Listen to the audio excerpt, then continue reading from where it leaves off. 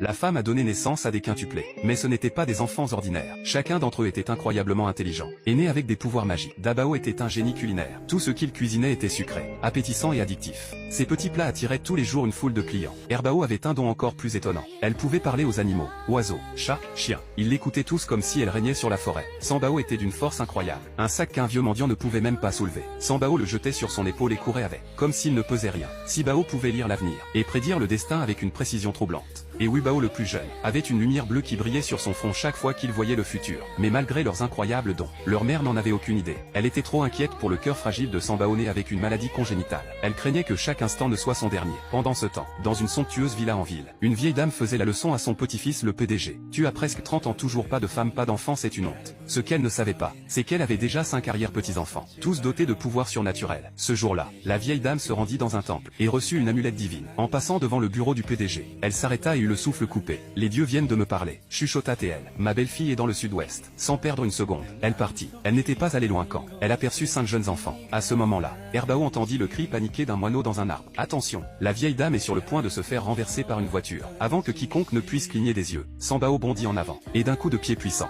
envoya la voiture voler hors de sa trajectoire. La vieille dame se figea, les yeux écarquillés d'incrédulité. Sambao s'approcha calmement et l'aida à se relever. Puis elle vit son visage, et retint son souffle. Il ressemblait trait pour trait à son petit-fils quand il était enfant. Cet enfant pourrait-il être? Pendant ce temps, le front de Wibao commença à briller. Une image intense du PDG. Leur père lui traversa l'esprit. Avant qu'il ne puisse dire quoi que ce soit, leur mère paniqua. Cachez-vous, ne laissez personne vous voir. Les enfants étaient perplexes. Pourquoi maman ne voulait-elle pas qu'ils rencontrent leur papa? Soudain, Wibao s'effondra, épuisé par l'énergie nécessaire pour voir l'avenir. Sibao évalua rapidement son état. Il a épuisé son pouvoir spirituel. Il a besoin de repos. Mais alors Sibao leva les yeux. Je vais trouver notre papa, et le ramener à la maison. Il suivit sa boussole magique droit jusqu'à l'entreprise du PDG. Mais les gardes l'arrêtèrent à l'entrée. C'est alors qu'il repéra un camion de livraison. Et une idée lui vint. Quelques minutes plus tard, il sortit d'une boîte en carton dans le bureau du PDG. Papa, cria-t-il. Le PDG se figea. Son assistante faillit s'étouffer. Sibao ressemblait à une parfaite version miniature du PDG lui-même. Le PDG se moqua. Je n'ai pas de fils. Sibao sortit calmement un cheveu. Alors faites un test ADN. Le PDG intrigué le remit à son assistante pour le traiter. Mais Sibao n'en avait pas fini. Maman se fait malmener en bas. Tu ne vas pas la protéger? En effet. En bas la femme était humiliée par une ex-petite amie intrigante. On l'avait forcée à laver le sol en talons. Et quand elle avait résisté, l'intrigante lui avait écrasé la main. Des employés s'étaient rassemblés pour rire de la scène. Furieuse, la femme gifla l'intrigant. Tu crois que tu peux me traiter comme ça? La femme appela la sécurité. Maintenez-la. Alors que les choses allaient empirer, Sambao défonça les portes d'un lancer précis. Elle fit tomber le bâton de la main de la femme en n'utilisant qu'un caillou. Attrapez ce morveux, cria-t-elle. Mais Sambao n'avait pas peur.